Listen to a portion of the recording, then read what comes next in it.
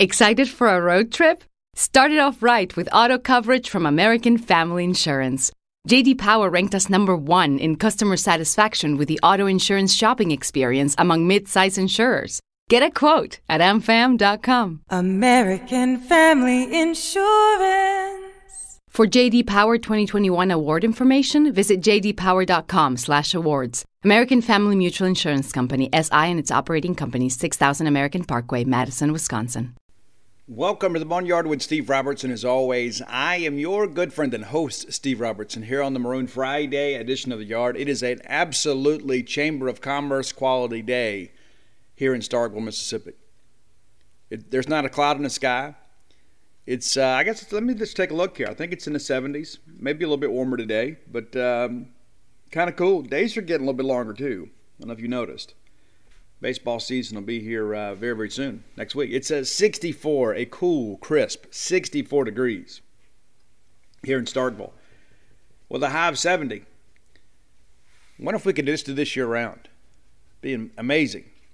You kind of like football weather all the time. Sunny and cool. I love it, man. Listen, it's also Friday, which means it's probably payday for some of you guys. Hope that you guys have a chance to get out and go do some things and spend some of your hard-earned cash. Maybe, just maybe, you're ready for a new book. Dogpile's doing exceptionally well. It's been out a week. Matter of fact, last Friday's show was right around noon. I got a message that said, hey, books are here. They're offloaded. They're in the warehouse. It has been an absolute whirlwind since then. So I want to give you an update on a couple things. The first and foremost, what I'm talking about is online orders. So about 95% of the online orders went out on Monday. It's in the hands of the U.S. Postal Service, and that's thousands of books. And those went through the Canton Post Office. So it may take a day or two, I guess. Many of you have already received your books, and some have already read them. And I understand the frustration for those that maybe haven't. If I had them, I would personally bring them to you if I had the time and ability to do so. I want you to have your books. Now, I have kind of leaned on some people like, hey, what's going on with this? And so here's the deal. If you pre-ordered, and when I say pre-ordered, if you ordered prior to last Friday and you don't have your book by the end of the weekend, go to the dogpilethebook.com website and fill out the Contact Us link. There's somebody that's monitoring that there. Back during the pre-order section when you guys wanted updates, nobody was really monitoring that because there wasn't anything to report yet. They're monitoring that, and they can provide you with a tracking number. If for some reason you can't connect with them, hit me up. I'll do my best. But that's the reason there's a website there. There's people that are kind of charged and they're staffed to take care of those things. But I was assured this morning that everything ordered through the website, including up to what was ordered yesterday, Thursday, will be in the mail no later than Saturday. So within 24 hours, if you have bought a book from dogpilethebook.com, that book's going to be in the mail. And again, we're only talking about a handful, I guess, that have kind of lingered on. And some of the multiple orders, like if you ordered 3, 4, 5 books, whatever, and many of you did, they had to get some more boxes. There was about a day delay in those things being shipped. They have the boxes. Everything's been packaged up. Those are going out today. Some of that's actually going to be mailed out of the Starkville Post Office because they're bringing those packages with them to Starkville, as I'll be at Book Martin Cafe from 3 to 6. So the publisher's coming to make sure there's enough inventory here to work through this signing. So I want to open the show with that. I am very concerned about it because you guys matter to me. And I know really it all comes from a great place. You were excited about the book. So if you pre-ordered, it's been shipped. And if you were a multiple and maybe hadn't been shipped, that's going today. But by close of business Saturday, everything that's been ordered through the website will be in the mail. I've been given personal assurances from that from people that I've worked with now for 5 years. So I know that I can depend on these folks. But, as you can imagine, when you've got thousands of books going out in the mail, sometimes there's a mistake. And like we use the MailChimp program. So, and this will sound silly to you. You'll say, oh, Steve, there's no way. No. Sometimes people put the wrong address. You'll say, well, Steve, there's no way. No, way, Ted. Just like Bill and Ted's Excellent Adventure. Yes way. We've had people put the wrong address. It's a typo. They know what street they live on, but they're typing fast, whatever. They don't check it. They put the shipment in, or perhaps they put the wrong zip code. And so when you put that stuff into MailChimp, of course, it cross-references with the database.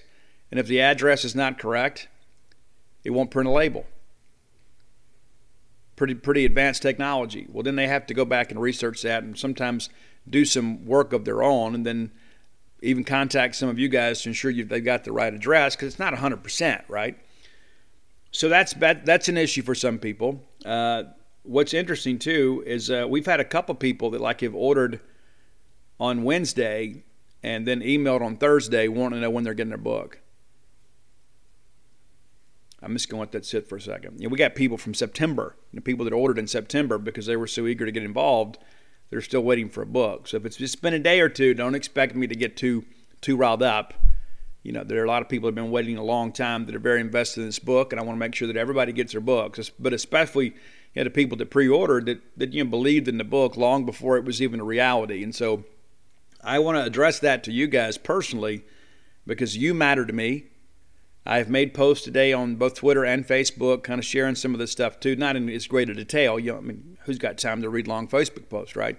But I wanted you to know that everything will be mailed out no later than tomorrow. And the overwhelming majority of the pre-orders went out Monday, Tuesday. So if you hadn't gotten yours yet, give it a couple days. But if you don't get it this weekend, maybe hit me up, Monday. And, of course, if you ordered multiples, if you ordered 5, 6 books, of course, they had to package that properly. We don't want to just go grab a shoebox and put those things in there and not have proper packaging. So just ask for your patience. I've got a couple of new members to the team this year that really helped out with the distribution of those online orders. And so there's a learning curve for those folks as well. So, again, I just ask for your patience there, and really excited about the reviews that we're getting. We had a great day yesterday. Let me see. Since we've been together, I was in Meridian, had the biggest signing I've ever had at Meridian. That's at the Bulldog Shop downtown. Also, I had lunch at Weidman's, and then we went to the 3-Foot Hotel. I think it's called the Boxcar upstairs. Went up there. It's that open-air place, and it is fabulous. If you live in Meridian and you hadn't been, you need to go. Started to go to Harvest Grill. We didn't. But I can't go to Meridian without going to Weidman's and paying my respects to Shorty and Gloria McWilliams. I can't. It's just part of who I am, I guess. But every time that I go to Meridian, if I have a meal, one of those meals is going to be at Weidman's. It is. And I generally get the bread pudding. I got the quesadilla of the day, which is amazing. Like some people, you go places, they have the soup of the day, the sandwich of the day. No, not Weidman's. You get the quesadilla of the day. I had the blackened shrimp with spinach, and it was fantastic. Absolutely fantastic. So go by there, support those folks. That's a legendary restaurant in Mississippi, and of course one of Mississippi's greatest players, Shorty McWilliams.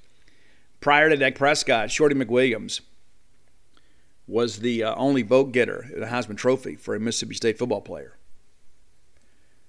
Worthy of your respect, to say the least. And then yesterday had a big day at the library. We have these library events. They haven't been able to do much the last couple of years, but had a huge signing at the library. I was like, who expected this? Thanks, the books were provided by Book Mart and Cafe downtown. Love those folks. Last night went to Turn Row, and we actually were next door at the Alluvian. If you have not been in there, that is a really cool vibe. Like they had like a little happy hour experience. And they had me around the corner, and you'd come visit and talk.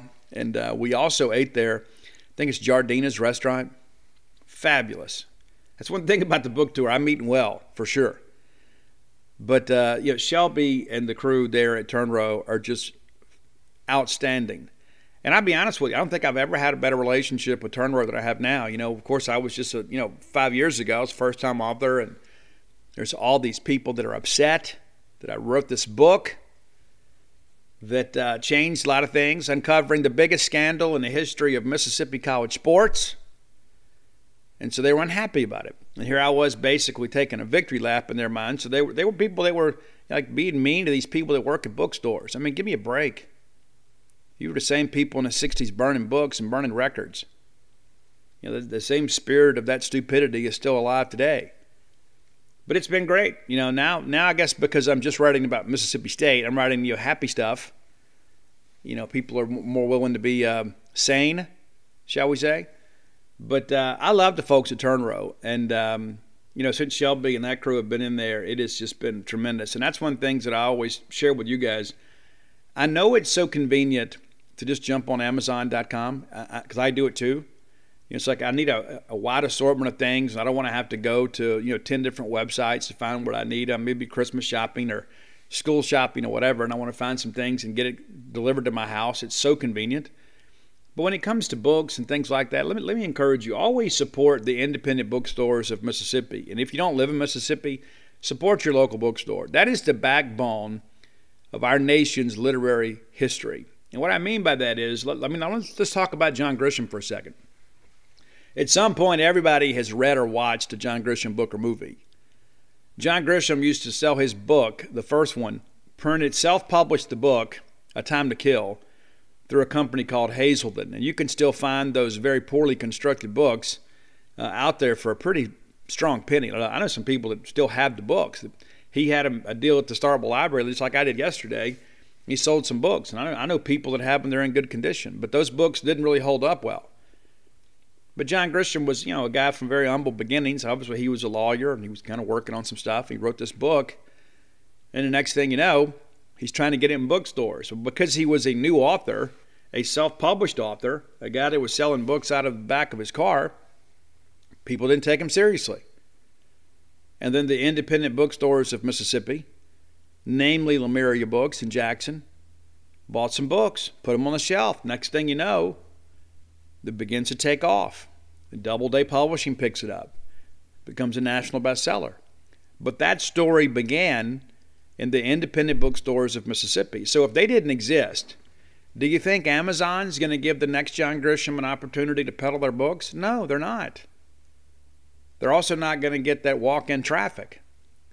And when you walk in Lemuria Books, there's all these big displays. It's a beautiful store. You do a great job. And John Evans, Mississippi's bookseller, took a chance on John Grisham, an unknown author named John Grisham. And look at what we have today. It's incredible. And speaking of Lemuria Books, I will be there tomorrow from noon to 2. And then, at noon to 2, and then 2:30 to 4:30 at Persnickety in Madison. They close at 4:30. Originally, they told me 3 to 5, but it's 2:30, 4:30 at Persnickety. And then I'll be at the Y'all Lifestyle store on Tuesday. And we'll preview next week's signings on Monday. But I just want to share with you, number one, to give you an update on where you are on the shipping. And this is better, because I wake up this morning, I got like 5 messages. Steve, when should I expect my books? And so there are a lot of people that maybe just haven't reached out. So I just want to make sure that you're aware everything is fine. And in the event there is a problem with shipping, let's say the post office loses your book or your neighbor takes your book or whatever, we'll send you another one. Okay, you don't need, and I know you're eager. Like I had one guy message me today and he goes, hey, Steve, I hate to be disrespectful, but it's like I see you out doing these book signings and I ordered this book back in September and I don't have it yet. And first thing I'll tell you is I'm sorry that that's the case, but you're going to get taken care of. You absolutely will get taken care of. And all those books that I went and signed those books last weekend, spent the weekend there in Madison County, and we got those books signed for you and got them shipped out. And, again, thousands of books. There are going to be a few things that get a little bit hung up. And so, unfortunately, if you're one of those people, I'm sorry for that happening, but we're going to get taken care of. You can rest assured we'll get you taken care of. All right, let's thank our friends at Bulldog Burger Company. They'll take care of you, too. That's what they do. They're in the hospitality business, man. Those guys know how to feed folks. It's a great location, great staff, great food at a great price. I've told you many times before, the portions among the most impressive things about the Bulldog Burger Company experience. There are a lot of people out there that are selling you the same product, just less of it for the same price. Not the fine folks at Bulldog Burger Company. You're going to get more than what you paid for. If you can complete that full meal at Bulldog Burger Company, my hat is off to you. Because more times than not, I'll eat most of it and then bring the rest home, either have it for lunch or give it to my dogs. They like Bulldog Burger Company too. My German Shepherd Maverick, I think he prefers the Bulldog though. Like I've done the Mission a couple times and I've done the Pimentology ad bacon. He'll eat it, I don't know that he likes it as much as the Bulldog. And maybe that's the way you want to go too. Maybe he's just not an exotic burger lover like me. But that's a good entry-level burger for you. If you've never been to Bulldog Burger Company, let me encourage you. Start with the Bulldog. That's what you're used to. It'll make you happy. It'll get you full. And then the next time you come, say, listen, I think I'm going to try the Smokehouse. That's a little bit different. Yeah, it is. It is. That's one of the things I love about Bulldog Burger Company is the variety. You know, sometimes you go sit down somewhere and you think, I don't know what I really have a taste for. You'll find it on the menu at Bulldog Burger Company. Get that great BLT salad, grilled or fried. See, I got it right this time. And have the spring rolls for your appetizers. They'll make you and everybody around you better looking. I love Bulldog Burger Company. You will too. 3 great locations to serve you. The flagship right here, University Drive in Stark Vegas. Gloucester Street there in Tupelo. And, of course, the brand new one, Lake Harbor Drive in the Ridgeland Flowood area. Be sure to go check them out. Bulldog Burger Company, the place where people go to meet. MEAT. All right. We're going to talk some basketball. And I'm going to be honest with you. I've been really positive all year. I'm going to remain positive, but I will admit to you my confidence is waning about making the NCAA tournament because we are losing opportunities to get quad 1 wins. So we're not stacking wins in a resume. And there are people, well, you know, Steve, we beat Missouri. You know, yeah, Missouri's awful. And we hopefully won't split with those guys. I mean, it's tough to go play up in Columbia. It is. But we're 14-9. I'm not going to spend a whole lot of time recapping this ball game, but yeah, I'm disappointed. I mean, I am. I didn't expect to win the game against Tennessee, and I said that on the show.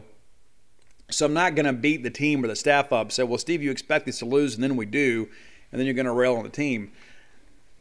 I guess we're just good enough, you know, to kind of be competitive in these ball games. But this is a game, you know, we got off to a rough start. We battled back. We clearly have a little toughness, but the defining segment of this ball game was the final 4 minutes.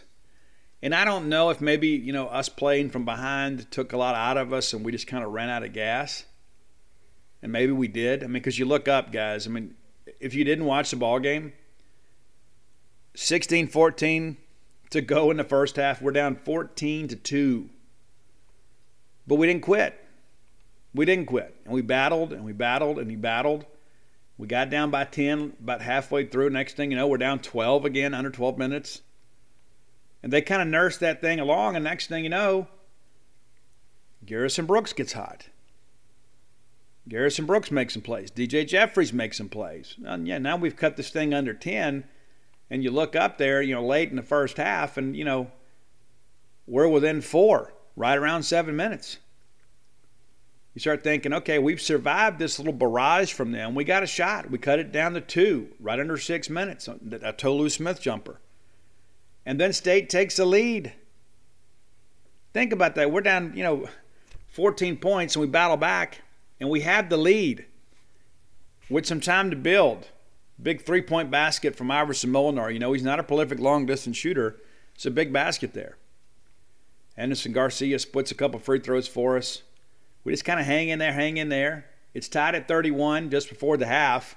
Tennessee goes on a little run there at the end, and next thing you know, it's 35-33, and we had a shot to tie it late, and we missed.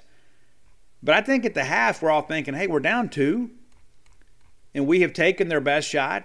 Maybe we figure some things out here. We're going to be okay. And you know what? Most of the second half, that was the case.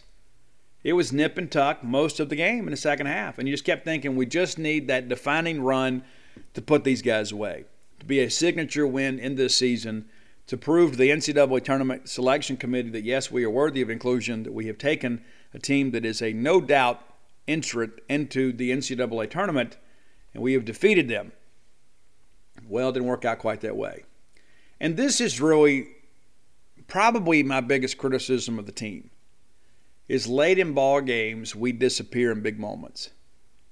And sometimes I think we get caught up watching the game rather than coaching and playing the game. And that appeared to me to be the case against Tennessee. With 4:21 to play, it is a tie game, 61-61. We just have to be a point better than them for the next 4 minutes and 22 seconds. That's what it boils down to. And I'm sure that's a conversation that Ben Howland had with the team. 4 minutes to go. We got to be better than them by 1 point for the next 4 minutes. Well, they immediately go up 2 on basically a point-blank layup there by Kennedy Chandler to go up 2.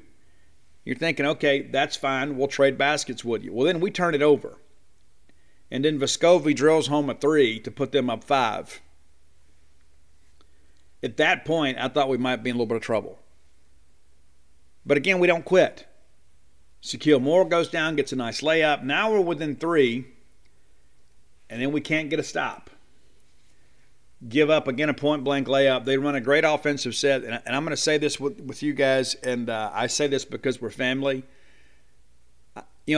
Coaching wins and loses close ball games. It just does. I know it's so easy to say, well, they got to execute, and that's true. That's true.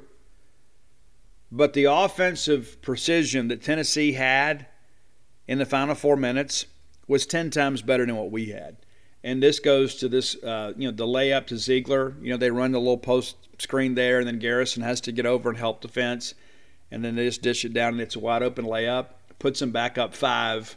We have a chance to go down, and then Iverson turns the basketball over. They miss a layup. We get a rebound. They foul us. We miss both free throws. Both. So here, down 5, we have 2 opportunities to carve into that lead. We turn it over and miss 2 free throws. They get the rebound. John Fulkerson gets it. 1:16 to go. We're just kind of hanging in here and, playing a little bit of defense. We have 2 shots at it. Molinar misses. Jeffries misses. They get the rebound. Under a minute to play. They make a couple free throws to put it up 7, and at that point it became academic. We lose the ball game 72-63. And again, let's go back. Right over the 4-minute mark, it's tied at 61. 61 points. We scored 2 points the rest of the basketball game. I don't care who you are or where you're from. Unless you're playing maybe upward bound basketball, if you only score 2 points in the final 4 minutes of a game, you're going to lose. I don't make the rules. That's just how it is. Everybody locks in late. Every possession matters even more. And we blew it. We missed free throws. We turned the basketball over. We took ill-advised shots. The moment got too big for us. And maybe the pressure of this tournament and perhaps Ben Howland's job status is getting to this team. But when you score 2 points in the final 4 minutes, you're going to lose. And this is a game, too, especially with a team that's as good as Tennessee. And they're not the best team we've played. They have some ability. They're well coached. But I would venture to say they're not as athletic as Kentucky. They're not as athletic as Texas Tech. And, maybe on par with Arkansas. But it was a winnable game, and we lost. And some would say, well, they were the better team and they were favored. Guys, how many excuses are we going to make? Well, we're tired. Iverson had a long test this week. I mean, and I'm not the guy. That guy's been incredible. I'm not in any way throwing shade at him. But it's like we want to find a way to explain away these losses. And we're going to explain ourselves right into the NIT. At the end of the day, it doesn't matter a whole lot what you or I say, but the reality of it is we missed another golden opportunity to get a signature win. Look at the numbers here. And, they had four scorers in double digits. We had 3. Pretty balanced for us. Our offensive execution just kind of abandoned us late. We actually rebounded the basketball pretty well too. But Iverson 16 points, Garrison Brooks 15, DJ Jeffries 13. One of the better games for DJ. Of course he missed a couple of big free throws late, but we've been needing him to kind of step it up a little bit, and I thought he was a little bit more aggressive and played really well in the ball game. Had 3 steals too. Tolu Smith 8 points for him. He's still rounding back into good health. I mean, and again, you can't expect him to carry the load right now. We just need him to continue to improve and to continue to get back into good health. Rocket Watts has kind of disappeared on us a little bit. I'm curious to know why. There's some games you come out and he's a double-digit scorer. He didn't even score in this game. Played 8 minutes. Took 3 shots. Maybe he's not doing what Ben Howland wants him to do. Anderson Garcia, just a couple of points for us. 2 of 5 from the free throw line. And that's where Anderson probably needs to improve the most. He plays with good energy. I think he plays good team basketball. But he has difficulty sometimes at the free throw line. And that's something you don't need a coach for. They can teach you mechanics and fundamentals, but then you got to go put in at reps. Javian Davis just 2 points too. The bench really contributed next to nothing. Cam Matthews just played 14 minutes and had 5 personal fouls. And I thought the last one was a little bit cheap. And Cam is our best on-the-ball defender. He's got to learn to play without fouling. Got to have that guy on the floor. As a team, we shoot 50%. Probably don't shoot it enough. And the fact that we only scored 2 points in the final 4 minutes is probably evidence of that. We get outscored 7 in the second half, and a lot of that came, of course, in the final 4 minutes of the ball game. We got to find a way to get it fixed. We're running out of opportunities. What is it, 8 games left now, 5 of them on the road, 14-9 on the year. And I shared with some friends, earlier on. I said, I think we're looking at 17 wins. Oh, no. We'll find a way to be 500 in the league. I don't see it. I don't see it. I think we're probably looking at 8-10. Maybe we get to 9-9 if we can get a sweep. Like if we sweep Mizzou, win at South Carolina, and beat Vandy, yeah, you're going to be 500 in the league. Still probably not enough to get you in a tournament, though, unless you find a way to knock off somebody like Auburn. That Auburn-Arkansas game was fantastic, wasn't it? It really was. All right, let's look at what's left for Mississippi State. So we'll beat LSU on Saturday. We're going to preview that game a little bit later in the show, and then we go to Alabama Wednesday, and we're back in the Humphrey Coliseum February 18th. That's a Friday. It's a Friday night game, 6 p.m. Be SEC Network Plus game, and then we go to Mizzou on the Sunday. So we're going to play those guys 2 times within 3 days. We'll have a pretty good idea of who they are and what they are. It's tough to beat a team back-to-back days like that. It is. We'll see. Back-to-back games. There is a day off to travel. Then we go to South Carolina. We host Vanderbilt, host Auburn, and then close out at A&M. So you're down to 3 home games in Humphrey Coliseum. And for those of you that have forgotten, we are 0-5 on the road this year in the SEC. 0-5. Pretty crazy stuff. But nevertheless, when I look at the schedule, I look at this thing and I begin to think, okay, can we win at LSU? Yes. Can we win at Alabama? Probably not. Can we beat Missouri 2 times in 3 days? We can. Probably have to. If we split with Mizzou, I honestly think it's probably over. I honestly do. Because I don't see us beating Auburn. And we just can't take a bad loss like Mizzou. And that's the thing, too, what we're kind of down to in the season. Is like instead of hoping to get a signature or marquee type win, we're trying to avoid the bad loss. And if that's not an indicator of mediocrity, I don't know what is. We got to get hot.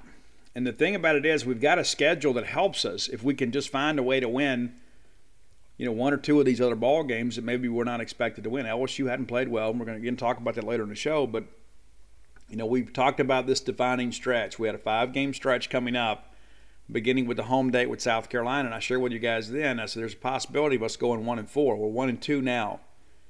You got to get one of these next 2. You have to get one of these next 2 and then sweep Missouri. Then all of a sudden you look at that and you say, okay, well, you've added 3 wins. Now all of a sudden you got 3 more wins on the SEC side. That gives you 8. And you still got those dates with South Carolina and Vandy left. And you start thinking, okay, then you could conceivably put together a winning record in the conference. It's not inconceivable. Don't know how probable it is, but it's not inconceivable. And, Ben Howland has done a good job coaching down the stretch late in the year at Mississippi State in the regular season. And my hope is we'll find a way to make that happen. But, again, not happy with the result. I'm not going to sit here and give you the moral victories things. I don't believe in any of that, especially when you're playing to get in the NCAA tournament. I'm going to focus on what the committee's focused on, and that's wins and losses. And, again, we don't have a signature win. Let's turn now our attention to the top 10 list, brought to you by closewithblair.com. That's C-L-O-S-E, Blair, B-L-A-I-R.com. And you know what? Before we get to that, I'm going to come back to that. Let's go ahead and talk women's basketball because I want to spend just a couple minutes on the women's basketball side. I thought we would beat Florida. I did. And maybe that's me being a little bit of a homer. But in many respects, I've kind of bought in, with the toughness of these ladies. And, 14-8, 5-5, and Charlie Crane had us in the tournament. And you lose that game to Florida. We were down, made a big run late, got within a couple, didn't work out. You lose 73-64. Got a big game coming up in Humphrey Coliseum this Sunday against Ole Miss. If you're in the area, please come out and go to that ball game. Should be a nice atmosphere. Now, a lot of people have said, Steve, I think we should give Doug Novak a job. Let me offer you my thoughts on this. Doug Novak has done a tremendous job for Mississippi State. Under the circumstances, I don't know how anybody could argue against. Now, there are some people out there saying, hey, well, let's just promote him. Let me tell you why that's not a good idea. And this is not a shot at Doug Novak. In order for us to compete at the level that we want to, you need to have a staff, a cohesive staff that has connections in the recruiting circles that we're going to require to bring in big-time players. Doug doesn't have those. Has Doug done a great job for Mississippi State? Yes, he does. We say, well, Steve, he can develop them. Well, by the time he does, we're likely going to be so talent deficient, we're not going to be competitive. And so, in my opinion, the best thing for Mississippi State women's basketball is you go out and hire a sitting head coach that brings a staff with them, that has connections in AAU basketball, that has connections in our recruiting footprint. You bring them in and you just let them go to work. It's a plug-and-play type situation. You don't want to bring somebody in and then have them, learn on the job. We talk about, it was great. We want to get back to the NCAA tournament. Well, this is, in my opinion, this is the way you do it. You go get somebody that knows the women's college basketball landscape, and you hire them and then let them go run the program. And I get it. It's like sometimes, I guess in some ways we all kind of see a little bit of ourselves in Doug Novak. It's like, oh, he got put in here and it's an impossible situation. And it is a great story. But in my mind, the story ends once the season ends. And that, again, that's not a shot at Doug Novak. The guy's a great guy. He's done a great job for Mississippi State. But I don't think that he knows the women's game and is connected enough in the women's basketball recruiting scene to move the program forward. That's not a criticism. It's just kind of how it is. I mean, he has made his living primarily throughout his career on the men's side coaching offense. It was an interesting hire when we hired him, and then looking back in hindsight, it worked out really well for us. But we talk so much about, we want to move forward. We want to advance athletic department. We want to advance women's basketball program. And you know what? Years and years ago, it would have been the easy move to let's just hang on to Doug Novak. Because, fans are like, oh, I like the guy. He's doing this. But we have to look at the bigger picture. We have to look at the program, not a team. Kind of going back to that Big Schaefer opening press conference. We're here to build a program, not to build a team.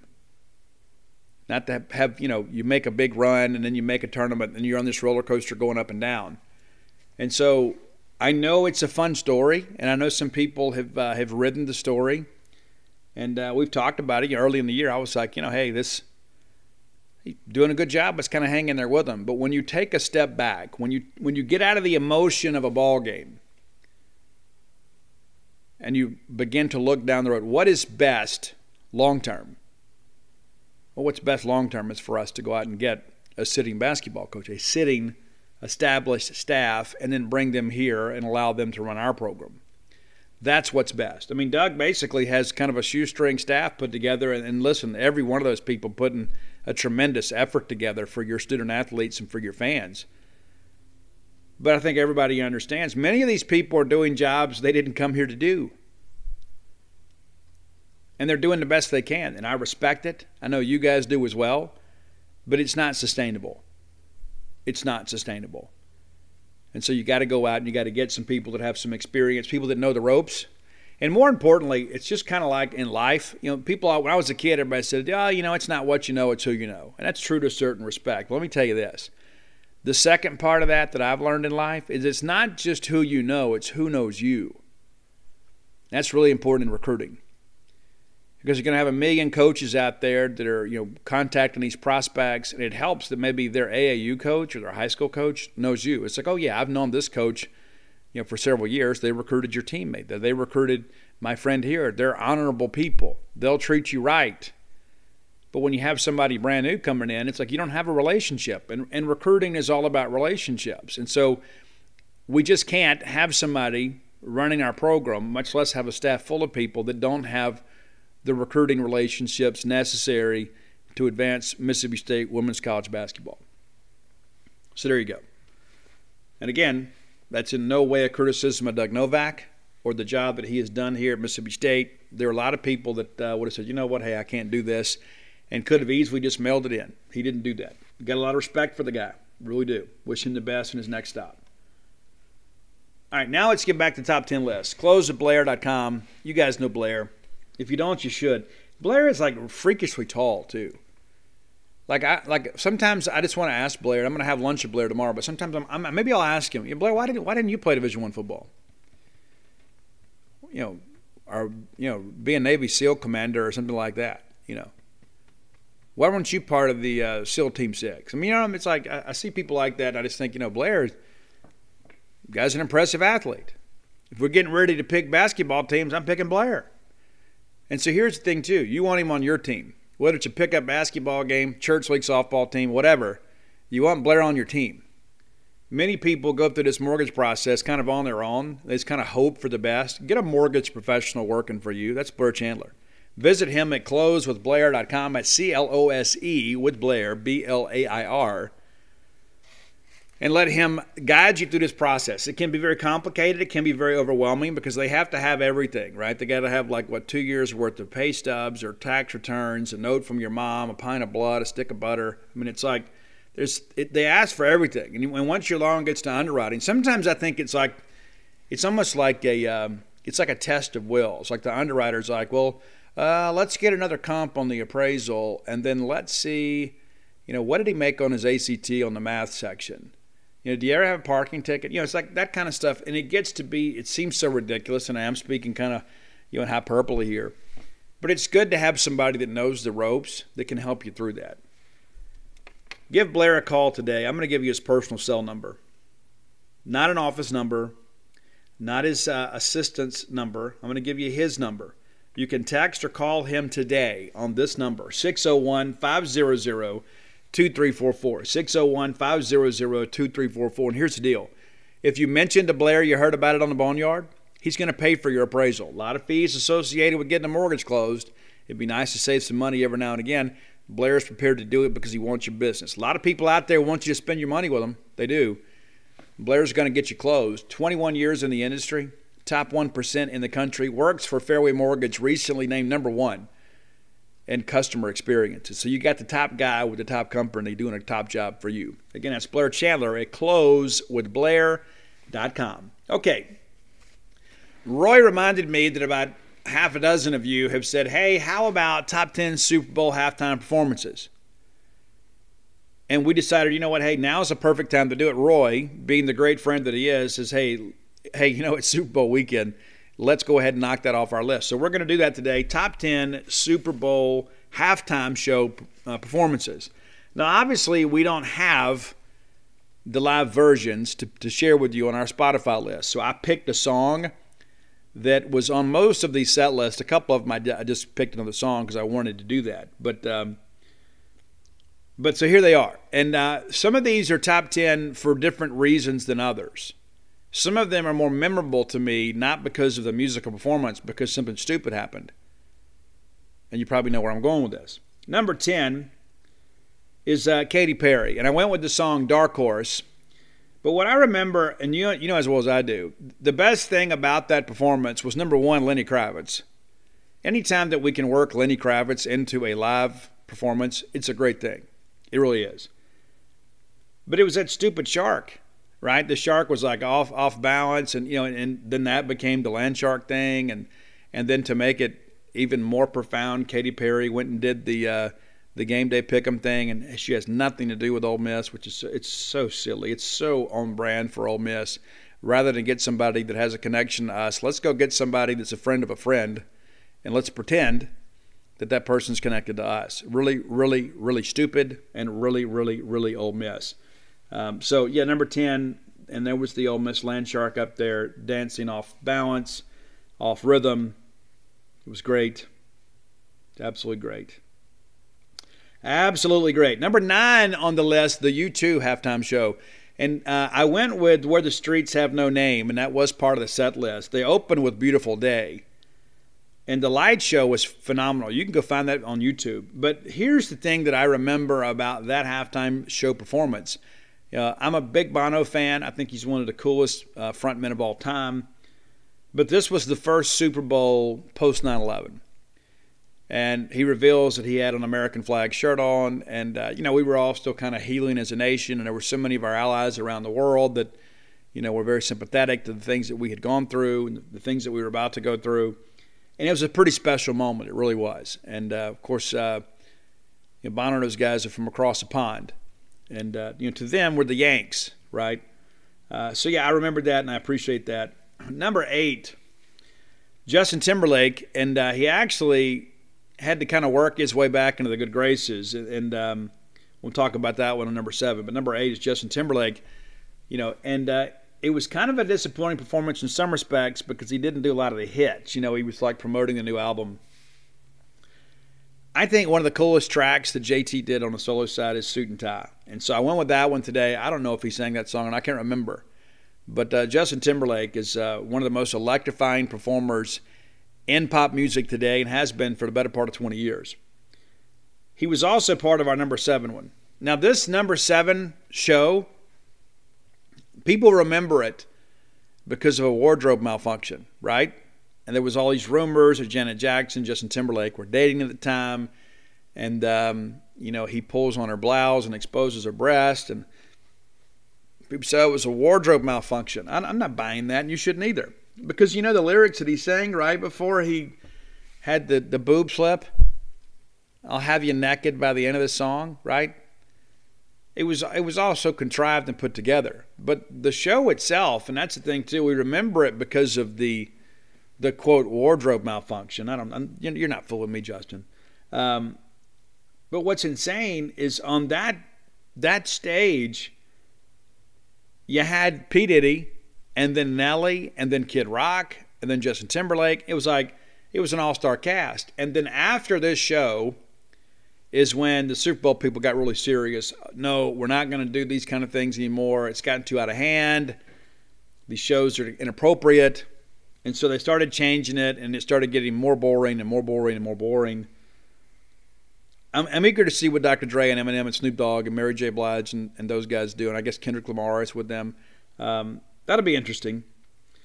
But the number 7 one with Janet Jackson, that kind of changed everything. And, remember Kid Rock comes out there with an American flag poncho on. All right, number 6, the Rolling Stones. This was kind of like the step in another direction. I guess they had Bruce Springsteen, then the Stones. Like, well, we know these guys aren't going to go out there and have a wardrobe malfunction. At least you hope not. I went with Start Me Up. That was also part of the show. Rolling Stones been doing it my whole life, man, and still doing it great. Dave Murray went and saw him recently there in Charlotte, and was very impressed with the quality of their musicianship, even at this advanced age. All right, number 5 on your list, and there were a lot. This was the Colin Kaepernick year where a lot of people didn't want to do the halftime show. Maroon 5 did it. They opened with Harder to Breathe. We've had that song on the show before on the top 10 list. But you also had Big Boy from Outkast. And there were a couple other people involved too. But it was a good show. And Maroon 5, kind of a safe pick in many respects. They're very rock radio friendly. Number 4, and this happened a couple years ago. And I guess back actually a couple years ago, almost 10 years ago now. But, Bruno Mars did it. And I thought this was a really solid step in the right direction. Locked Out of Heaven is a song for number 4. Bruno Mars is Locked Out of Heaven. They also had the Red Hot Chili Peppers join him on stage. And guys, Bruno Mars is a musical genius. He can play a handful of instruments. He has this throwback vibe to everything he does. People talk about staying in your lane. He has his own lane. I have a tremendous amount of respect for Bruno Mars, and I thought that his halftime performance is one of the better ones of the last decade. Going back 21 years, Aerosmith with NSYNC and Britney Spears. We're going to go with Walk This Way on this one. I thought it was great. It was kind of like a generational thing where it appealed to the classic rockers and then the boy band teen crowd. And, of course, anytime Britney Spears is involved in that kind of stuff, people are going to pay attention. And I submit to you at this point that nobody in the history of the world has ever worn an Aerosmith concert shirt better than Britney Spears did on that day. Number 2 is Michael Jackson. And for those of you that weren't alive to see Michael Jackson in his heyday, this is a little bit after the Billie Jean stuff, obviously, that was so huge back in '84. Michael Jackson was the biggest superstar on the planet for years and years and years. And when Mike did the halftime show in 1993, it was still such a big thrill to see Michael Jackson, even on television. We didn't have YouTube back then. We couldn't just pull it up whenever we wanted to. So when you saw a superstar like Michael Jackson, people tuned in to watch because you couldn't catch it later. You couldn't DVR it. Maybe if you were smart enough to program your VCR, you could capture it. But it was amazing to see something like that happen live. So we went with the song Jam. I think it's an underappreciated Michael Jackson classic. The video with Michael Jordan is pretty cool too. But Jam by Michael Jackson. You're number 2. The greatest halftime show performance in the history of the Super Bowl. I think that most people would agree with this. It's Prince, a musical genius that we lost far too soon, a guy that did it his own way and was unapologetically himself, a tremendous guitarist, an amazing songwriter, an electrifying performer. There are a lot of people that are kind of studio performers that can't pull it off live. I think Prince is even better live. And let me tell you this. For you young bucks out there that you think you're so dadgum cool, and maybe you are cool, but you'll never be as cool as Prince was in the movie Purple Rain, singing The Beautiful Ones and pointing at Morris Day and asking Apollonia, do you want him or do you want me? Because I want you. The greatest, absolute greatest. I know a lot of people say, well, Michael Jackson's the king of pop. Yeah, it may be true, but I just saw Prince at a different level. I think Prince was an incredible performer. So there you go. You can find all those performances available on YouTube. That's the top 10 Super Bowl halftime show performances brought to you by our friend Blair Chandler with closewithblair.com. All right, next segment of the show brought to you by campusbookmart.net. Standing man, Miss Kathy Brown, lovely, talented Susie, the whole crew there will treat you like family because in their minds you are family. Matter of fact, I'm running by there today. Got to sign a book for a former Diamond Dog. How about that? A lot of that going on too. I love those guys at Campus Bookmart. They are what hometown service is all about. They will take care of you. They'll take care of your family. If you're looking for the latest in Mississippi State merchandise, you'll find no better selection than at Campus Bookmart. If you can't make it to town, visit them on the World Wide Web at campusbookmart.net. And by being a loyal Boneyard listener, we'll give you a phrase that pays, and that is BSR, which stands for Beautiful Steve Robertson.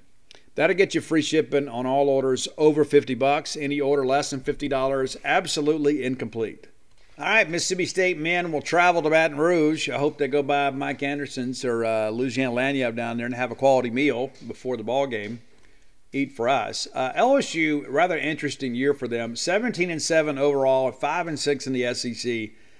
They won earlier this week, snapping a losing streak. Been a very good home team, 11-2, which is what you'd expect in this conference. 4-0 on a neutral floor, 2-5 on the road.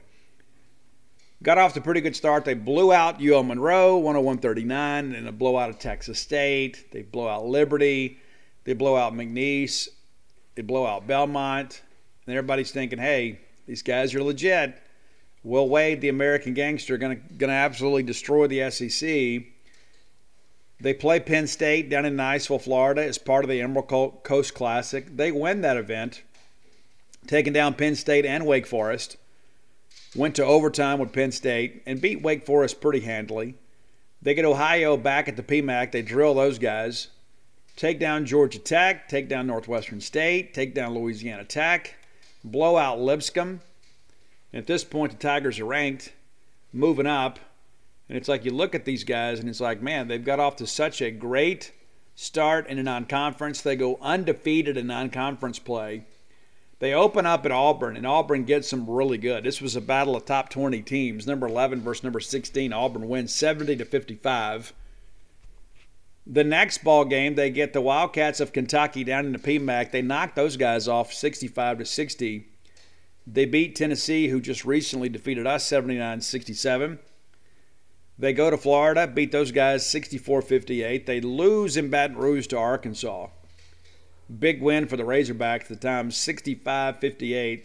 Then they lose at Alabama, 70-67. And again, these games are all very competitive. They go to Knoxville, same Volunteers that just beat us, and the Vols take care of them 64-50. So that put the Tigers at a 3-game losing streak. They bounce back, take care of Texas A&M at the PMAC, 70-64. Travel down to TCU. A non-ranked TCU Horned Frog club knocks them off 77-68. Ole Miss then marches into Baton Rouge and beats their pretend rivals 76-72. Then LSU loses at Vandy 75-66. And again, a 3-game losing streak. And you start putting that together and you realize after that non-conference slate that was so great, they lose 6 of 7 games. And everybody began to think, okay, these guys are beginning to fade a little bit. They bounce back to beat A&M in College Station 76-68 to kind of stop the snide there a little bit. Now they're headed our way. We're headed their way. And so that kind of brings you up to date, but it has not been the best of times the last month or so for LSU basketball. They're not the contender that many people thought. That said, it's a very good LSU team. Very good LSU team, very athletic, very tough place to play. The Maravich Assembly Center. Richard Williams had a tremendous amount of respect in that building. I remember going to many of those games, and there were times that the South Louisiana Bulldogs kind of took over that arena. I want to tell you guys something else too. You're going to laugh about this, and I don't know that many of you know this story that involves me, and I'm going to share it with you before I get into their numbers. So maybe you guys remember in the early 2000s, LSU had a very, very, very slippery, undersized guard by the name of Daryl Mitchell out of New Iberia, Louisiana. He's listed at 5'11". I don't think that's correct. But nevertheless, he was a great college basketball player. Great. Played overseas for the better part of 2 decades. But we're playing down there at LSU, and they were better than us. They were. We made a game of it. But in the middle of this game, something happened that involved me. You're thinking, well, Steve, what'd you do? Well, I'm about to tell you. So at that time, Daryl Mitchell had a very, very impressive free throw shooting streak. I don't know how many he made in a row, but there was some talk that he might, set the SEC record. I don't know what it ended up being, but he did not break the record. And I'd like to say that I have something to do with that. And you're wondering, well, Steve, did you throw something? No, I didn't. No, I didn't. I'm out there with Ani and my daughter Audrey, and we're just like 3 maroon corks floating in a purple and gold sea, man. We're out there just supporting the dogs, just back and forth. And next thing you know, Daryl Mitchell gets fouled. He steps to the line, and a hush comes over the crowd at the Maravich Assembly Center. Daryl Mitchell takes 2 or 3 dribbles, pulls the ball up, and right at the apex of his shot, just before he released it, your good friend and host yelled out, "Overrated!" and he missed the free throw. And everybody in that place was looking at me. They were angry. They were mad. Daryl Mitchell shook his head. LSU security people looking. Now, I've got every right to do that, right? I mean, they're sitting there chanting all crazy stuff when our kids are shooting free throws. But I wasn't going to respect their silence. I've got the right to remain silent myself. I don't have to exercise that when your player is shooting a free throw. So everybody was mad. Everybody's looking at me. Oh, you better not do that again. So he dribbles up and he gets ready to shoot again. I do the same thing. Overrated. He misses again. Now everybody's really mad. And I turned to this LSU guy that was giving me grief. I said, now he's got a new streak. He's missed 2 in a row. So as the game kind of got away from us, we thought we'd slip out and leave. And there were a handful of LSU guys that followed me out that were ready to fight in the concourse. I'm there with my kids, right? They're ready to fight me. Security had to intervene. We leave. We lost the ball game. But on that day, your good friend and host preserved the SEC free throw shooting record by distracting Daryl Mitchell as he stepped to the line. A little SEC trivia you probably didn't know, but there you go. I won't be in attendance this week against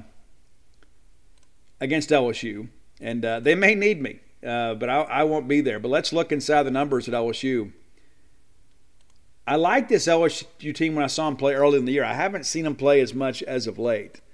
But this is a team, obviously, Will Wade has recruited very well, or he wouldn't have been on an FBI wiretap. But, kind of all that said, let's go through these numbers and kind of take a look at what LSU's doing. As a team, the LSU Tigers averaging 72.7 points per game. Good chance this game is in the 60s. They're allowing 61 points a game. I suspect this will be a tight game in the 60s. They're shooting it pretty well, probably not as well as they'd like, just 44%. Opponents shooting 37%. Will Wade's teams, to their credit, have always been really good defending teams. They're going to get out and make you run your sets and win some individual matchups. Doesn't always work out the way we'd hoped, but this is a team that's going to force you to take contested shots. LSU shooting just 33.1%, making 6.6 three-pointers per game. But here's what's interesting. People that play LSU because they're kind of content to give you the perimeter game, LSU opponents have jacked up 631 three-point attempts. LSU just 481. But they're shooting 28.2%, but they're making more per game. The difference is we don't shoot a lot of threes. But there may be some opportunities for Garrison Brooks, maybe Iverson Molinar, Shaquille Moore. And State needs Shaquille Moore to kind of have one of those big breakout games. He's been a little bit quiet as of late. This is a chance for him perhaps to make some noise from beyond the arc for us. LSU pretty good at free throw shooting, 71% as a team. Opponents shooting 63%. They're averaging just over a point differential. Rebounding has been interesting for them. They're not a great rebounding team. They're a good rebounding team. But, when you shoot it like they do at times, there's not as many offensive rebounds out there. They have a plus 3.9 differential in rebounding, pulling down 38.9 rebounds a game, allowing 35. Assist, handing out 12.4 per game and allowing 11.2. It's a team that shares the basketball. Probably not much as good as Tennessee or Texas Tech. I don't know that they're quite as well-rounded, but they will get after you on the defensive end. Turnovers, just 361 on a year, averaging 15 per game, forcing 17.8. And again, that goes back to that whole defensive mentality that they have. They're going to get out and defend. 266 steals for the Tigers, allow just 169. That's a 4.1 differential in favor of LSU. 108 blocks, not a whole lot, allowed 87. Shot selection is going to be big against these guys, to say the least. We can't go up there and take bad shots. We got to get out there and make them play defense. Now, looking at these scoring numbers for them, it is rather interesting to see how it all unfolds, with these guys. They are a team that has a lot of guys out here to get out here and play. Eason averaging 16.3 points per game. Darius Days, 13.1. Brandon Murray, 10.22. Eric Gaines, just over 10. And Xavier Pinson, just under 10. So basically, 5 players that play a lot of minutes that are averaging double digits or right at double digits. And so in that respect, they're pretty well rounded. The bench maybe not making the contribution that Tennessee is, but this is a team that can score from all spots on the floor. Going to have to get out there and play well. Going to have to get out there and make some things happen. Looking at rebounding, leading rebounder on the team, Darius Days, 179 rebounds, pulling down 7.78 boards per game. Tari Eason, 160 boards, 6.96, right at 7 a game. Efton Reed, 5 a game. So everybody is getting on the glass and kind of making some things happen. Looking at these Eric Gaines numbers too, this is a guy that contributes basically in every facet. 10 points a game. Will get out and rebound a little bit. 81 assists, which leads the team. Also has the propensity to turn the basketball over. 81 assists to 77 turnovers. That's interesting, right? How often do you see that? Just 25 blocks for Eason, which leads the team, and then Reed with 21. That's a guy, too, obviously, that is doing some things for them down there in the post. But, looking at the numbers, we're going to have to play well. I see this as a pretty even-handed game, and I think they've kind of lost their way a little bit as of late. We're going to get their best shot, though. They're going to come out. They understand they're battling to get in the tournament, too. They can't afford to take another loss. This is a big opportunity for Mississippi State. Do I expect to win the game? No, I don't. Do I believe we can win it? Yes, I do.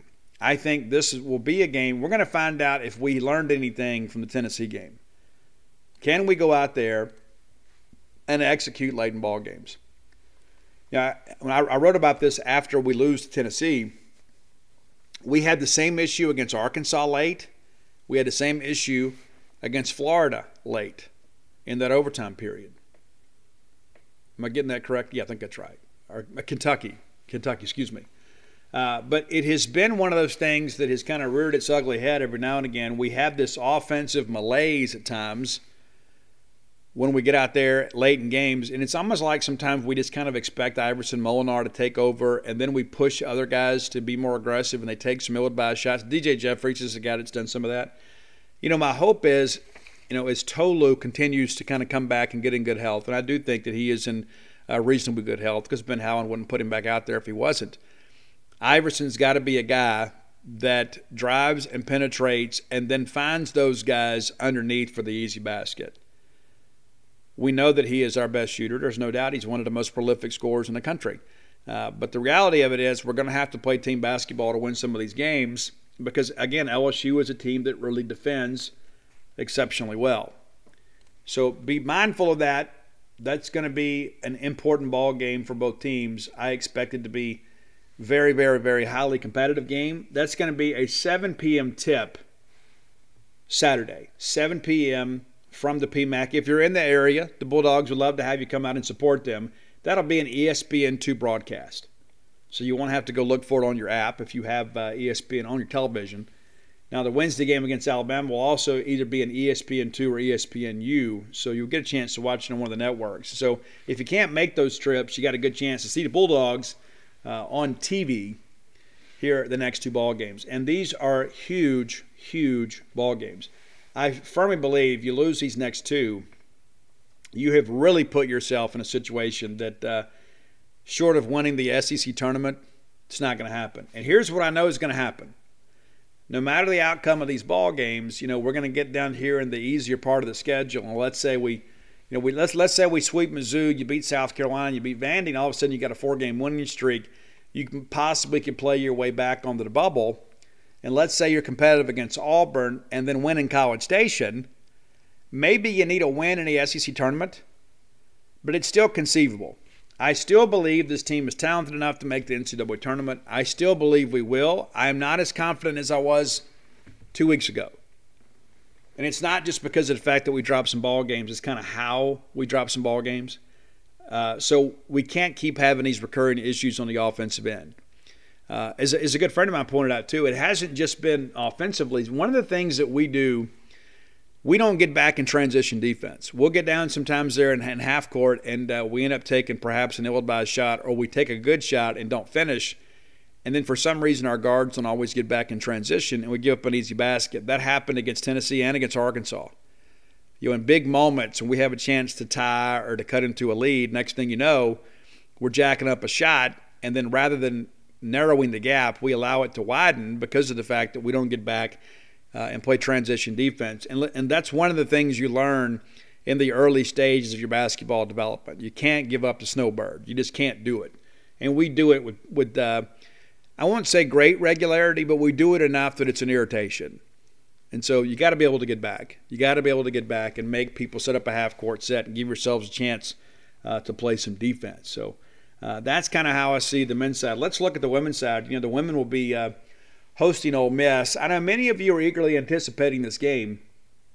This is a huge game for the women's side, for Doug Novak, and for this fan base too. I mean, we lose to them for the first time in several years earlier this year, and the game was not really competitive. Ole Miss dominated that game from start to finish.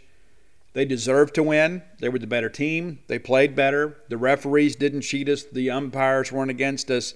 The commentators were not biased in their favor. They were simply better. That's just the reality of life. It's a much different deal this go around. We're at our place. We don't have, Danae, of course, as she's out for the year. Wish the best for her. But this women's team from Ole Miss still playing pretty well.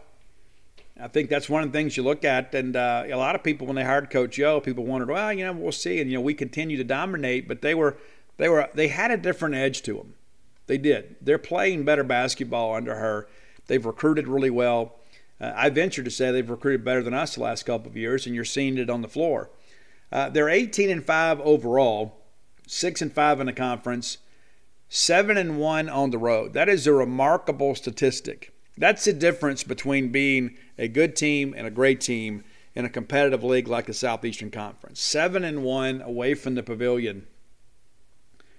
Did you ever think you'd see, they've lost more games at home than they have on the road?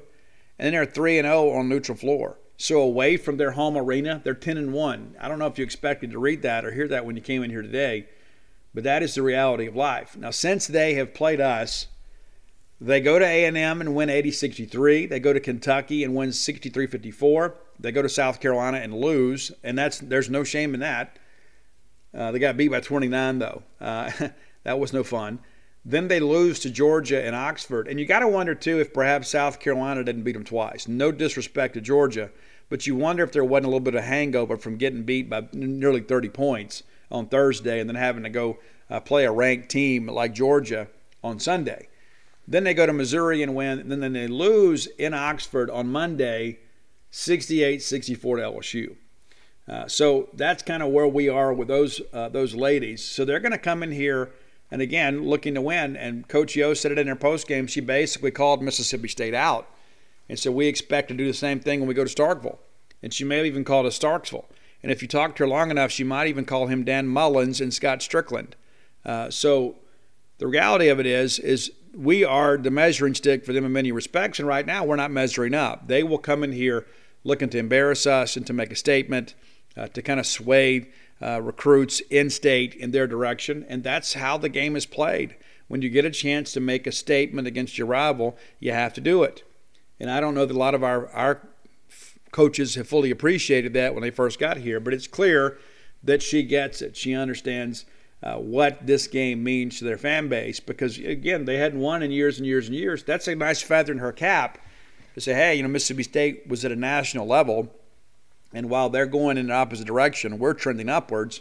And to demonstrate that, we've got to win over them for the first time in forever. So give them credit for that. That's as simple as I can say it. They were just simply better than us. They again, pretty balanced scoring. Shakira Austin leading the show at 14.3 points per game. Madison Scott with 10.7. And then after that, it's just kind of a by-committee approach. Angel Baker, 9.8 points a game. LaShonda Monk with 8.6. So this is a team that can get out and score some points. This is a team, obviously, that if you're not careful, will run it up on you pretty quick. They're outscoring their opponents by right at 14 points per game. Not as many blowouts as of late, but they, again, playing really well. So we're going to have to bring perhaps our best effort of the year to win this ball game.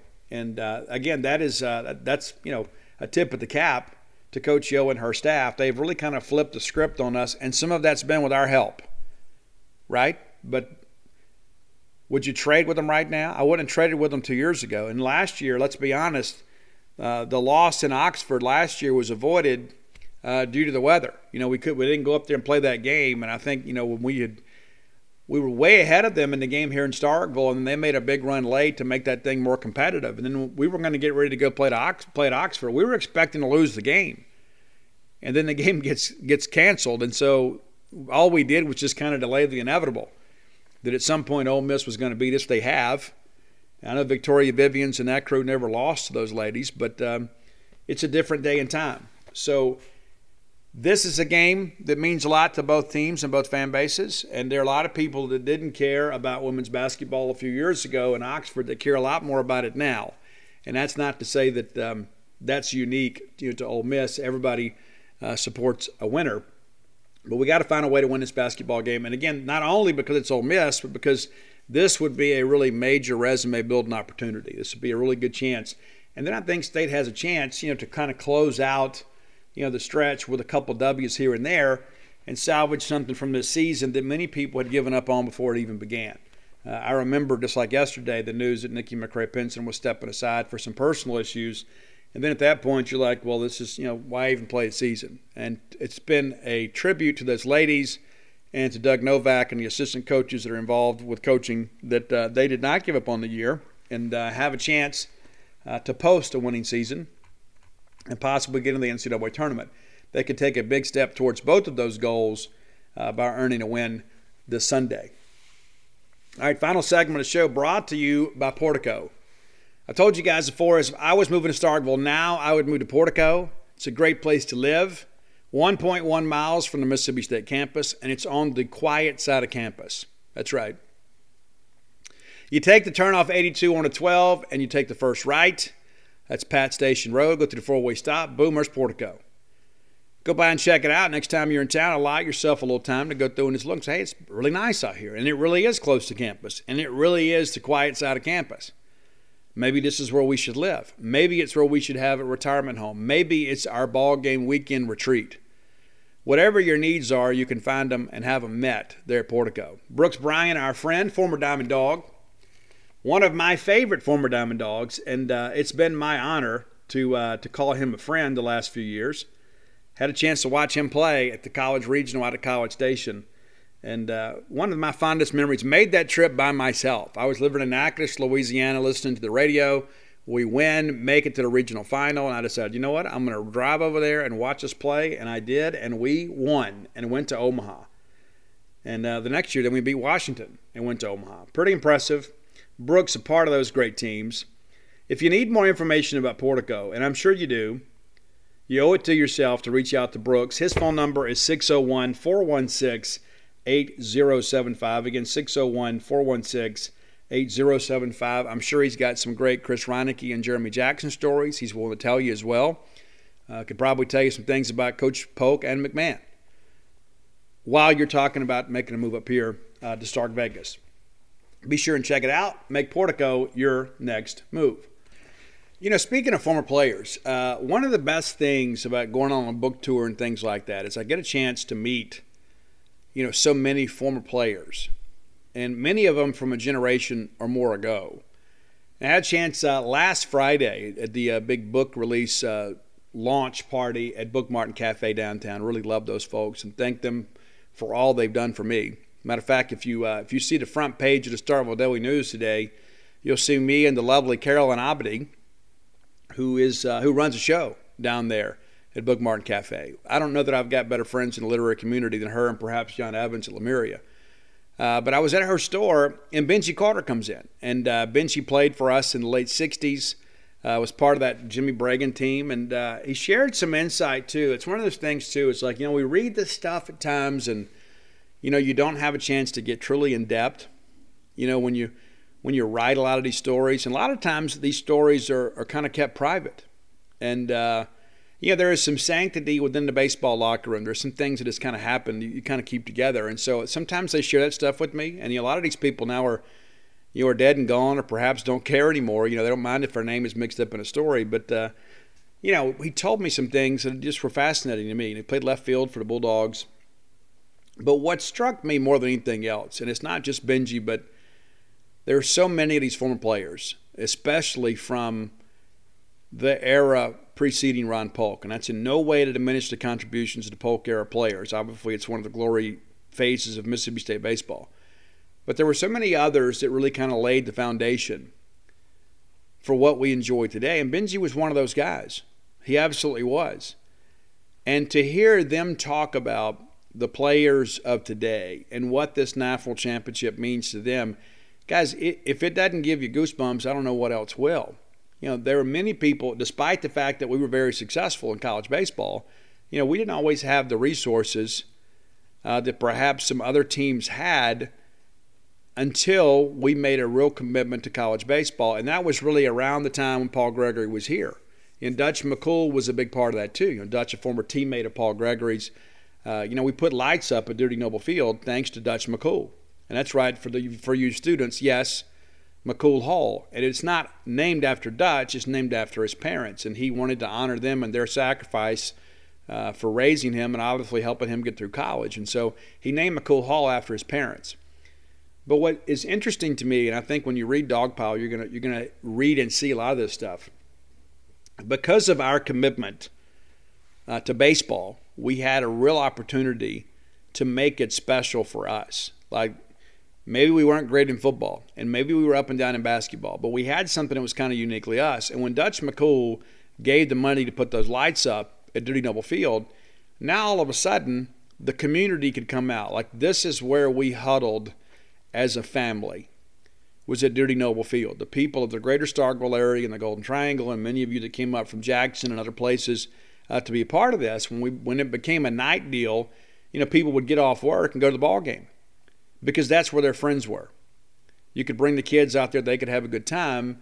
And then now it's evolved into this monster that we have today. That there is that same spirit of community. There are some friends, the only time that I see them is at Dudy Noble Field. You kind of keep in touch all year, and then all of a sudden it gets to baseball season and you see them all the time because I know that's where they're going to be, and they know it's where I'm going to be. And there are so many of these former players that have talked about, when you come back and you have a chance to kind of walk out in the concourse, and it's some of the same faces, a little more gray hair, a few more pounds, but it's the same faces. And Bobby Thigpen and I talked about that. He said when they came back, for the Ring of Honor ceremony, he's like, you see these people that were there when you were a student and you recognize the faces. And he goes, I don't know a lot of their names, but I know who they are. I know exactly what that means. A lot of people that the only place you see them are Dudy Noble Field, but you're among friends and family. And that's one of the things that is really consistent in the Mississippi State former Diamond Dog. And I guess that's not really fair to call it a former Diamond Dog. A former player, because there are no former Diamond Dogs. That's a lifelong designation. But Benji and I spoke, and I get fascinated by these stories, like, well, this happened and this happened. And he was telling me one funny story, and I don't think you'll mind that I share it with you, but it was toward the end of Coach Gregory's tenure here, and we were up 8-0 in the ball game, go up a grand slam, and he starts hollering for a pitcher to warm up, and nobody moved. And kind of found out the guy hadn't been there in a year. It's like... it's like if we're just trying to get a guy up to go mop up and get the game over with. Those kind of things are interesting. And I won't tell you the name because I was given this story when I wrote Alpha Dogs, and they wouldn't let me print the story. So I'm going to change some of the details. It's too good not to share. And I won't mention the player's name, but let's just say this happened, let's say in the late 60s or early 70s. And I shared this story with Benji because he knew the people that were involved. But one time State's playing a ball game, and it had got a little nip and tuck late. And so Coach Gregory sends a certain player that had a very unique nickname to warm up. It may have been Tom DeArmey, I don't know. But I said, hey, go warm up. We got to close the ball game out. And as the outfielders are kind of throwing the ball around out there to kind of keep their arms loose late in the ball game, they look, and lo and behold, our relief pitcher is sitting out there in the beer garden, which is the precursor to the left field lounge, right? And he's out there with a chili dog and a beer. Supposed to be warming up. And they're like, hey, you're supposed to be warming up. And he goes, well, I will, as soon as I finish my beer and my hot dog.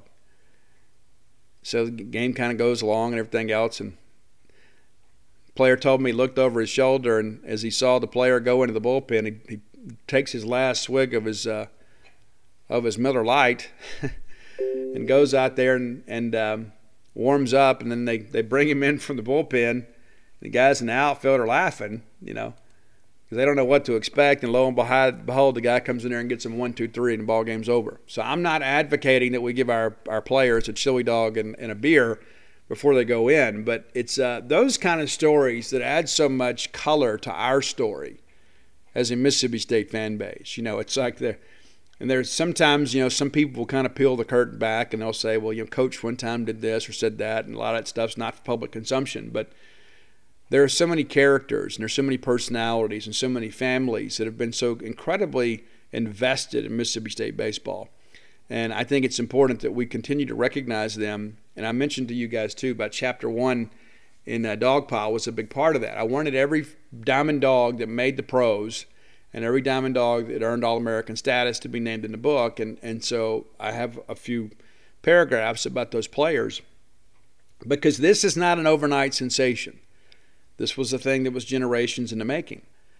And I think one of the things that we do a great job of is honoring our former players. And I think the Ron Polk Ring of Honor is a tremendous thing. And I'm going to throw something out here today that I've talked to with some other friends. And I guess in some ways maybe I'm advocating for this. So John, if you're listening, and maybe if you're a donor, or perhaps that you have some surplus income, you're not quite sure what to do, I have the idea for you. I have the perfect idea for you, and the perfect idea for Mississippi State and for future generations to come. We need a museum. And I know, well, Steve, we got the Hall of Champions. No. That's great. It is. I'm not saying that we have, and Benji and I talked about this, I'm not saying that we have a place that we put some trophies and a place that we do, media opportunities. We need a place where we can house and display and honor all the great teams that have been here. And I'm talking all the way back to the 1800s. People forget we went undefeated, I guess, the first 5-6 seasons that we were here. You had a player manager. We need to be the first true SEC baseball school that has a museum. And I don't just mean a museum that, people just want to come and see and get their picture made with. I think let's make it a tourist attraction. I think it's something that's open every day. I don't think it's just something that we do on game day. I think it's something that, maybe you have some student workers involved, and maybe I'm speaking out of school here, but I think that you need to have this open every single day. I think it's something that you could bring your kids to, like summertime or whatever. You can come by and you can look at it, take field trips here. But we have such a rich history when it comes to baseball, more so than any other sport. And I know, and there's some of you that get irritated with me and say, well, Steve, stop saying we're a baseball school. We're a football school. Well, we love football. We do. We're committed to football. And I love winning football games. But when you look at our history as an athletic department, dating back to the 1800s, we have primarily been a baseball school. And we are known throughout the nation as a baseball school. And people know, game in, game out, year in, year out, when you play Mississippi State, you better bring a lunch. Because we're going to play you for all 27 outs. You got to fight us for 9 innings. And I think there are so many of our players, and you guys have heard me say this like it's a punchline. There are so many of our fans sometimes that think we started playing baseball in 1985. We didn't. And that is in no way to disrespect that team. One of the greatest teams to ever wear the uniform. But there were some great players that preceded those guys that are really never get talked about. Maybe some of us old guys, and I say old, there are a lot of people older than me, and I respect the fact that I can have an audience with them and them tell me about these players that perhaps I've only read about. How many of you young bucks know about Willie Mitchell? Do you know who Willie Mitchell is? Do you know what Willie Mitchell did? Do you know about his major league career? Did you know at one time he was the most dominant pitcher in the Southeastern Conference? Did the first perfect game in Mississippi State history? Could go out sometimes and throw both the ends of a doubleheader. Do you know about him? Do you know about Sammy Ellis? Do you know about Buddy Meyer?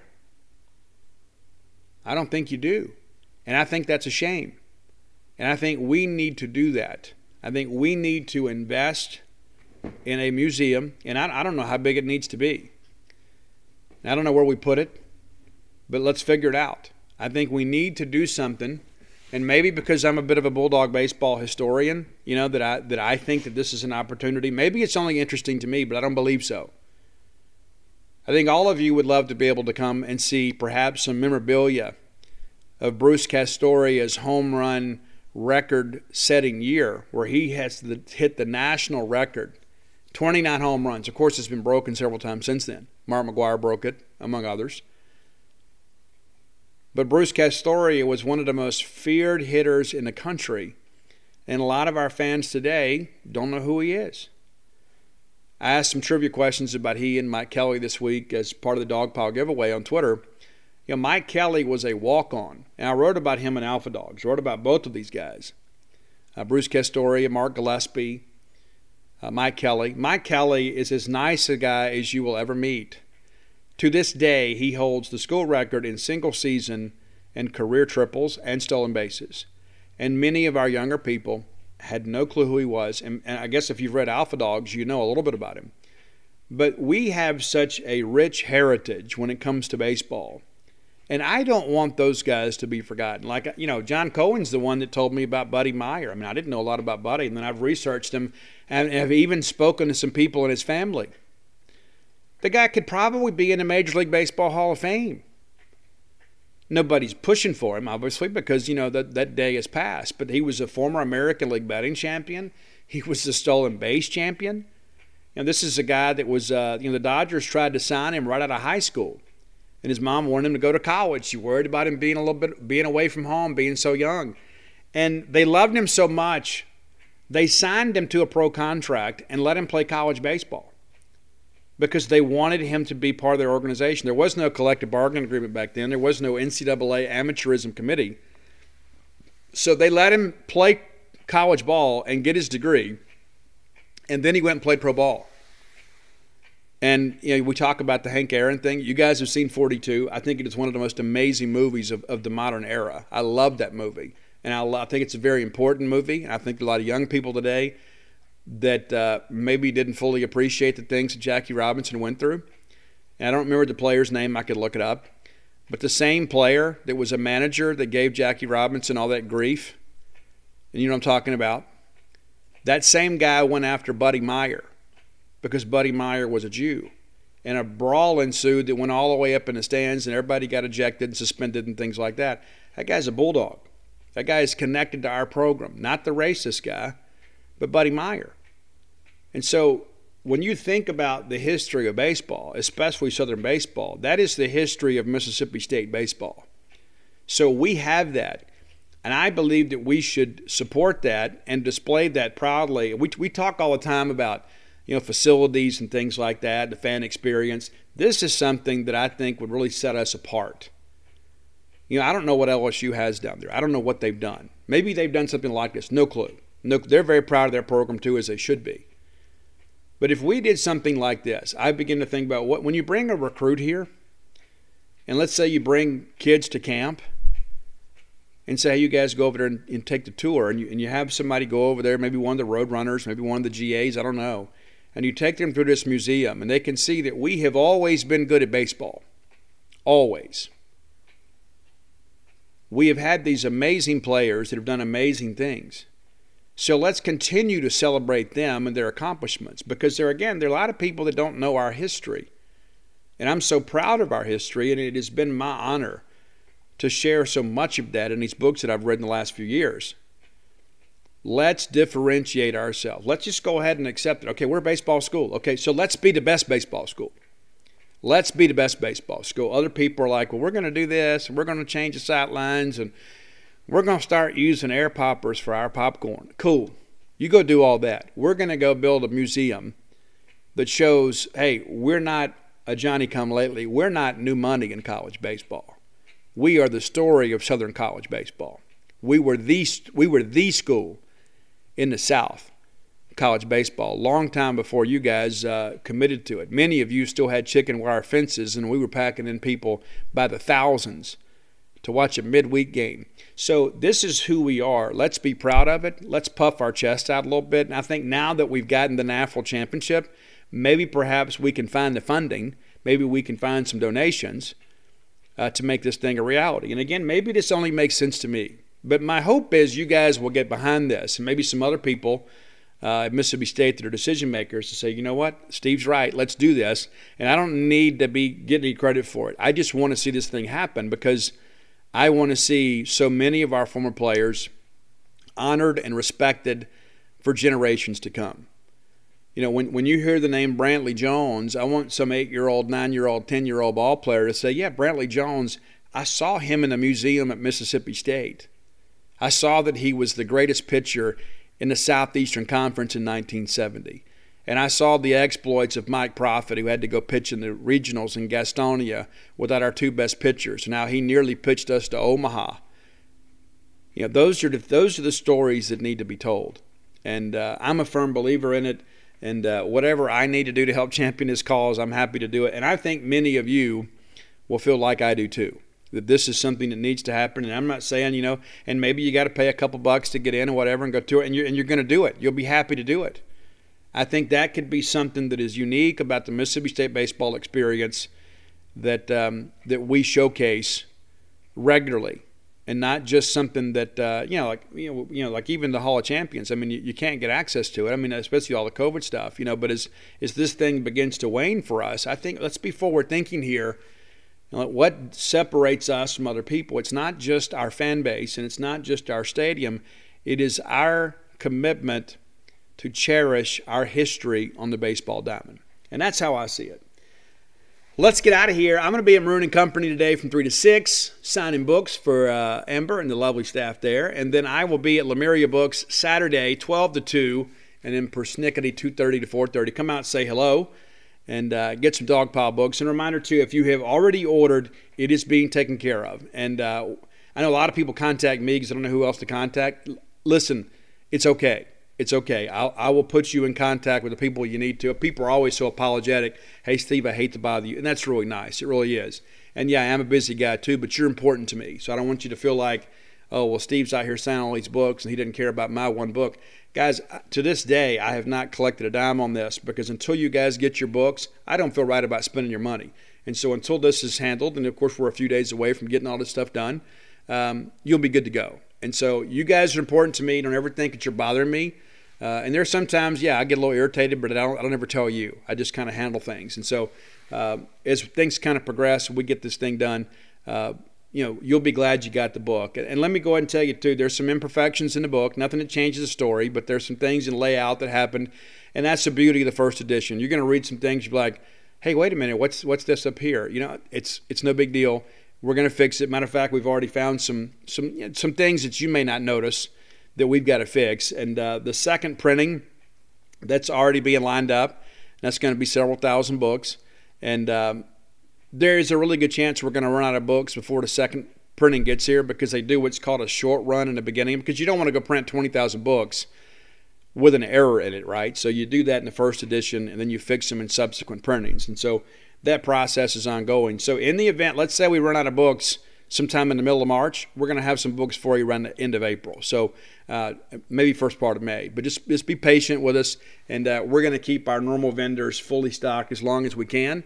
But you guys have bought this book with such tremendous vigor. There is a real concern that we're going to run out of books before the second printing gets here. I joked with the guys yesterday. I said, this is like my Tickle Me Elmo Popeye's Chicken Sandwich book. I dreamed of days like this, and you guys have been so incredibly supportive, and I love you all for it. And worked really hard on this book, and looking forward to writing some more. And I joked with Scott Foxhall just yesterday, when we win it again, we already have a title. It's Dogs Win Again. There we go. Dogs Win Again. I look forward to writing that book. Maybe it's this year. Who knows?